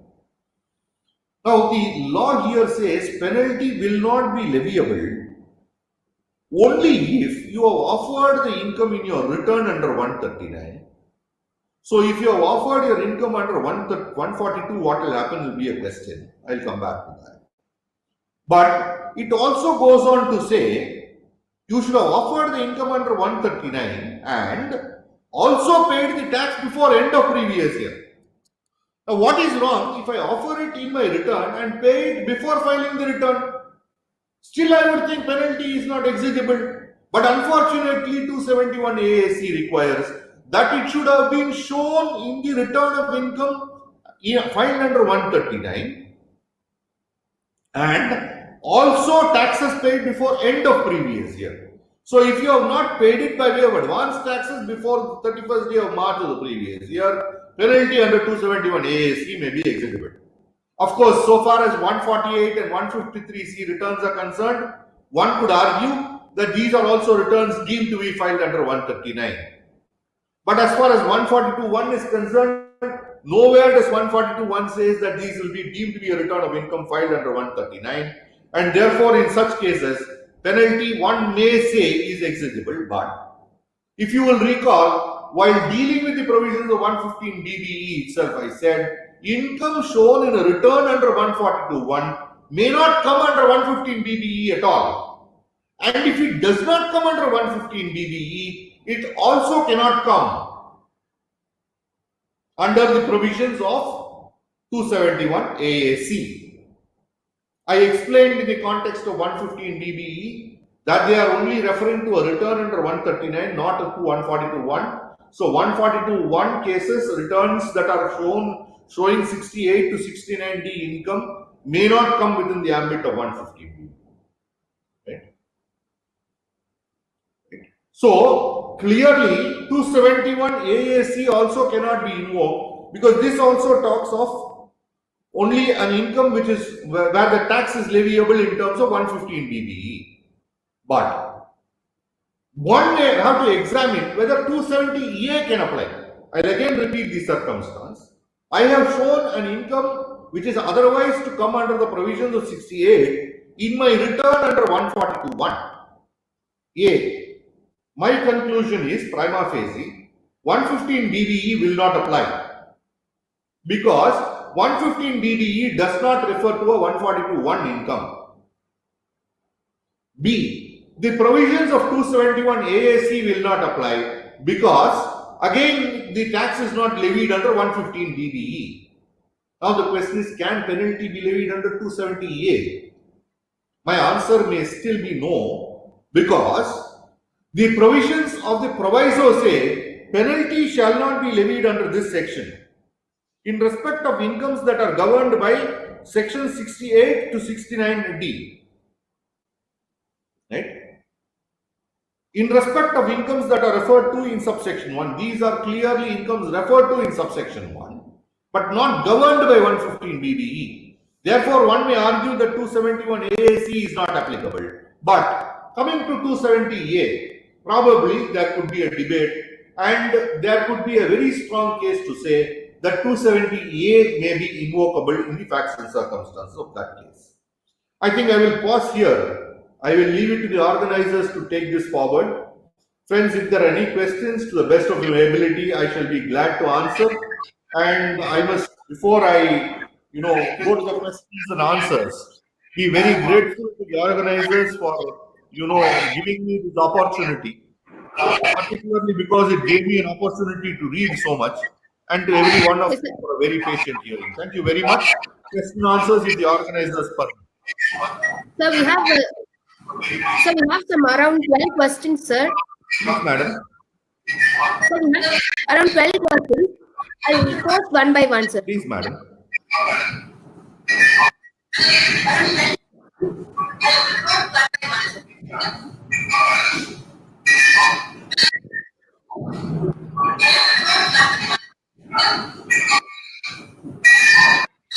Is the AO right in making addition under 68 of entire loans realized from loan debtors which are deposited in SBNs in the bank account of the SSE, as one or two depositors debtors failed to respond under 131 summon? I very clearly said, merely because these are cases where the debtors did not respond to a summon, it cannot be a case for addition. In fact, I was also referring to one decision, the decision of the Mumbai tribunal, one can see in 67 ITD 289. The failure of the debtor to respond to a summon by itself cannot be a basis for an addition. And if the depositor has deposited specified banknotes into my account, what can I do? I can at best assist the assessing officer by producing a confirmation statement from the debtor to show that he deposited.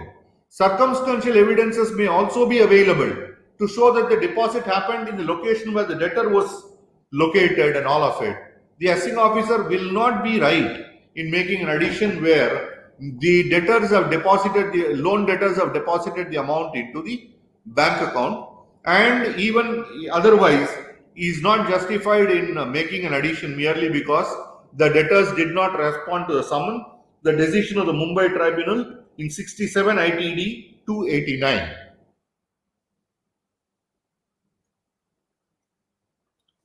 Can addition be made for the sole reason that the SC had collected SBN in the course of business during demonetization and deposited in the bank account for the reason that that is in violation of law. First of all, madam, sir, let me make it clear that there is no violation of law at all. If you will see the Demonetization Act of 1978, there was a specific prohibition from dealing in demonetized notes. In section 4, you cannot deal with demonetized notes excepting with a scheduled bank was what was provided for. No corresponding provision is available in the current scheme of demonetization. So it is not a violation or infraction of law in the first place. 2. If there is a violation or infraction of law, if you look at the provision of 37(1), a disallowance can be made of an expenditure. Here I am not claiming an expenditure for 37(1) to be invoked. Therefore also there can be no addition. 3. Even assuming it is an infraction of law, there cannot be an addition that can be made in this regard because I have already shown it as my income. Where is the need for one more addition? I have shown the sales as my income. Where is there no need for making one more addition?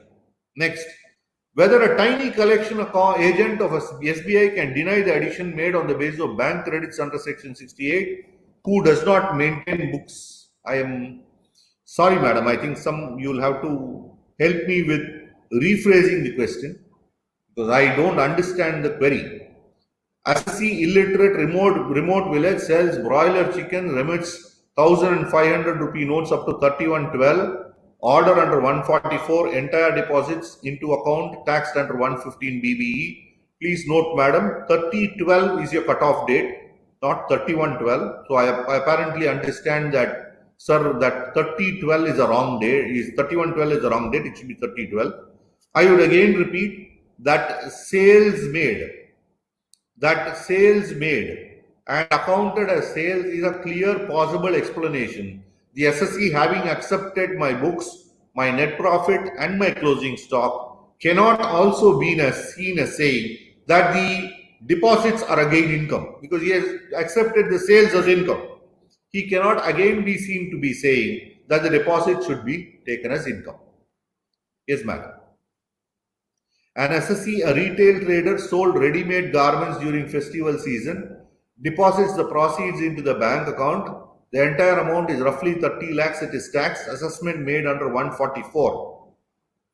Well, I think that this is a question again on different circumstances. To my mind, no addition can be made so long as the SC has accepted my books, my sales and my closing stock. No addition can be made whether in terms of 143.3 or 144. Can addition under 115 BBE made without rejecting books of account when bank cash deposits were made as sales accepted by VAT authorities? Can we say there is double taxation? Of course there is double taxation. There is no doubt at all that there is double taxation, A. And B, there is, to my mind, no scope for making an addition at all with or without rejecting my books, particularly since the sales have been accepted by VAT authorities. And 2, that I have merely made sales like in earlier days and deposited these into the bank accounts, which I have always been doing. Suddenly you cannot hold against me on the basis of demonetization because I was not barred from transacting in demonetized currency, unlike under the 1978 Demonetization Act, where the transaction have been shown as sales and recorded in the books of account and ROA has been filed after getting the books audited, whether addition can be made under 69C. 69C deals with unexplained expenditure. So the question of invoking 69C does not arise at all. If at all, 69, 69A or 68 may be invocable, if at all, but you are having shown sales. I would think that even these sections are not invocable. An addition should not be made by the assessing officers, but unfortunately have been made by assessing officers in almost every case. Can we take two part? December 15, 115 BBE was amended on that date. My good friend Ashok is on the other side raising this question, a good friend for a long time. So, well, Ashok, if I can take the liberty of calling you so because you're a very personal friend, you can definitely divide it into two parts for the sake of argument. First argument is that it is not at all a subject matter which can be added. Even assuming it can be added, whatever is added up to 15th December can only fall under the old 115 DBE at 30% rate. Only subsequently the 75% rate can apply. You can definitely divide it into two parts. You can rely on the decision of the Supreme Court in Vatica Township, where in the context of 158, 113, the Supreme Court held that the provisions of 132 cannot be read as retrospective in operation. Vatica Township is reported in 367 ITR 466. 367 ITR 466.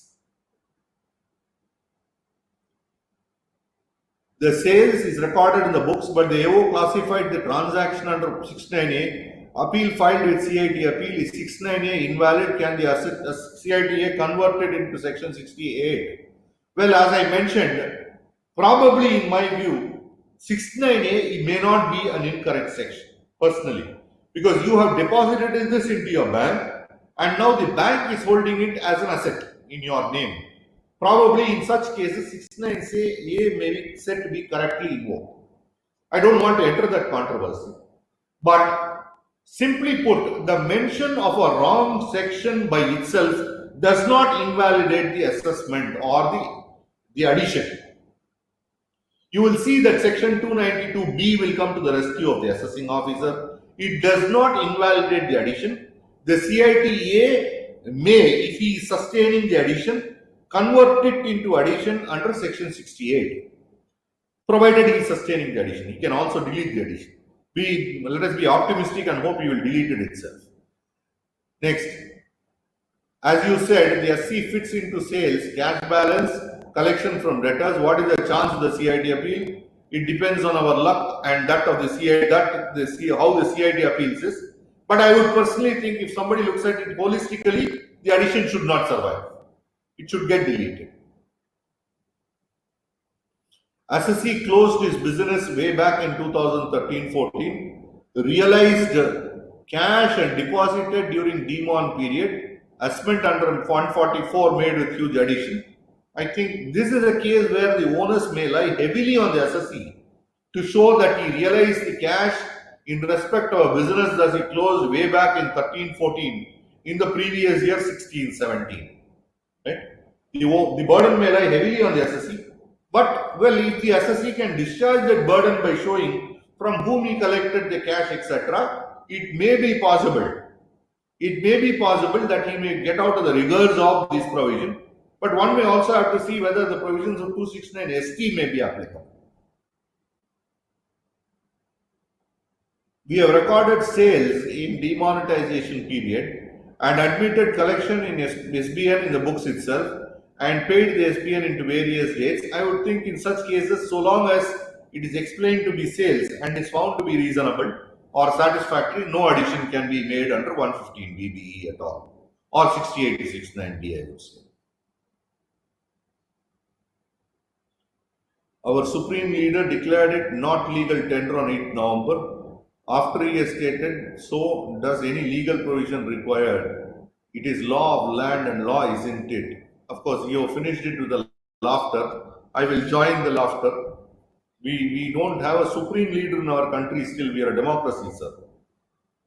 AO mentioned that the sale of goods, SBN, cannot be received because from 8th November it is not legal tender. He has stated that it will be deposited in his bank and transferred. Well, nowhere does it say it is not legal tender. Nowhere does it say it is not legal tender. I have referred to the Demonetisation Act 1978, where specifically Section 4 prohibited you from dealing in demonetized currency, excepting with a scheduled bank. No such prohibition is there. So it continued to be legal tender till 30th December also. And therefore, I don't think that can be taken as a basis. Can you please provide comparative chart of 270A versus 271 AAC penalty? It should be. It reads 271 AA.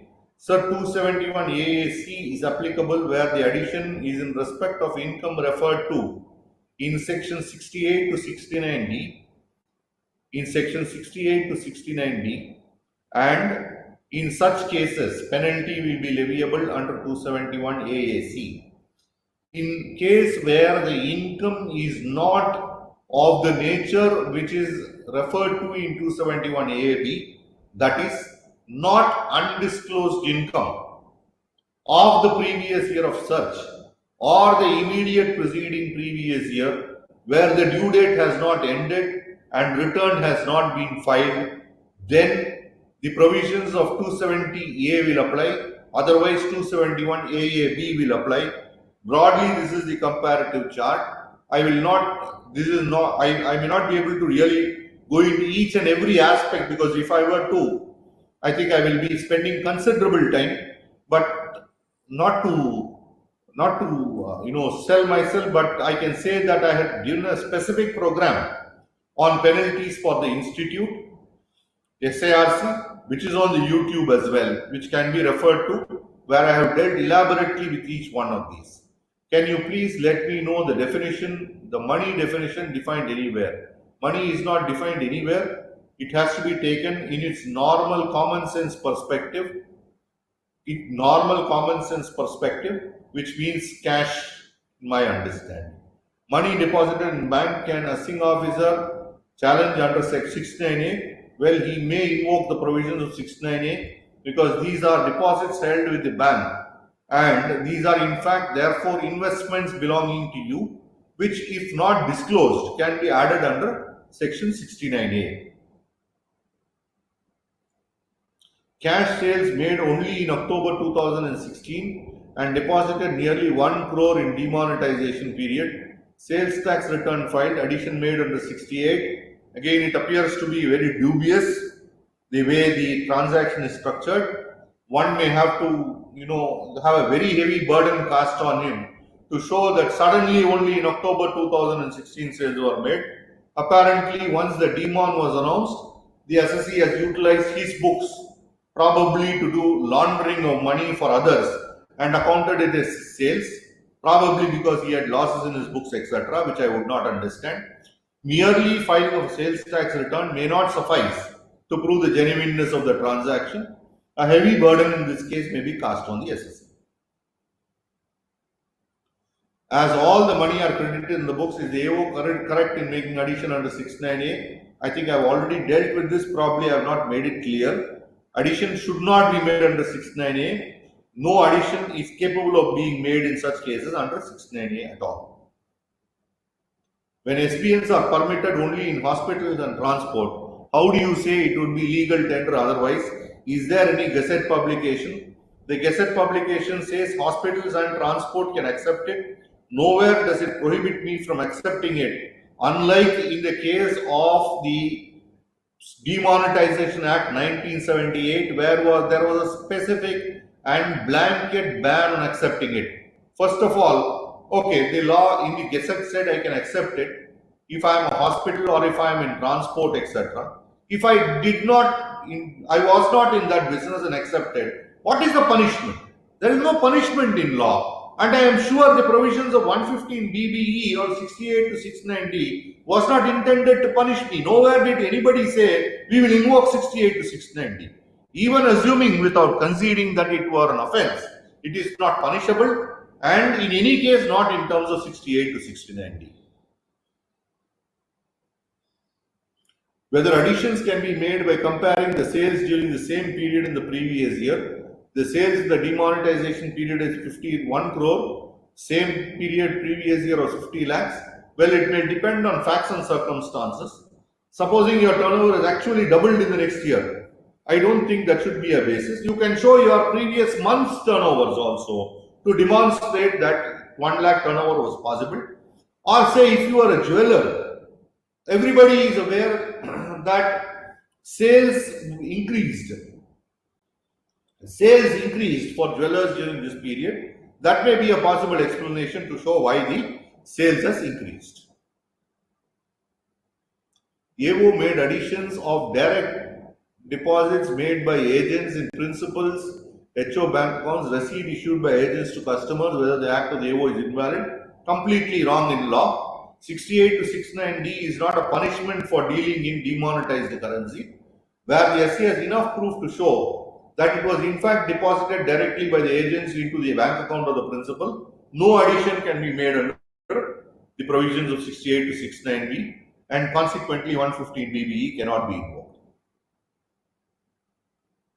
In the course of survey, how to distinguish income as regular source and taxable at normal rate?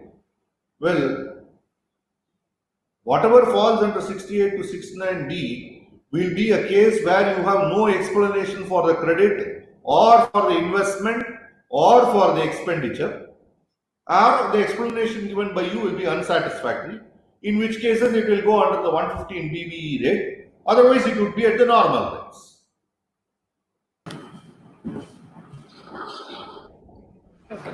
So that's it, sir. I think all the questions are over.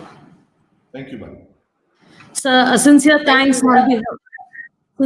on behalf of Salem branch of SARCF ICAI, sir, for accepting our invitation for the webinar. A very important topic that has been really a demon, as you said, for all the members for the last 3 months. And I think with this, they would have got a very clear picture as to how they stand and where they go. Thank you very much, sir. Sincere thanks from Salem branch. And we would definitely want another session at the branch live also, sir, which we have been trying for the last few months. So you would be happy to receive you at Salem also. We would like to have make some announcement about the next webinars. On 12th of May, we have a webinar on precautions in opting for presumptive taxation by Dr. C.A. Falguna Kumar. And on 17th of May, we have a webinar on GST by C.A. Smith Kedia. We kindly request the members to participate in large numbers and make it a grand success. Even today, we could see overwhelming response from the members, and sir was so patient enough to answer each and every question. Thank you very much. So members, keep supporting us, keep watching, stay home, stay safe. Thank you and Jai Hind. Thank you, sir. Thank you, sir. Thank you. Thank you.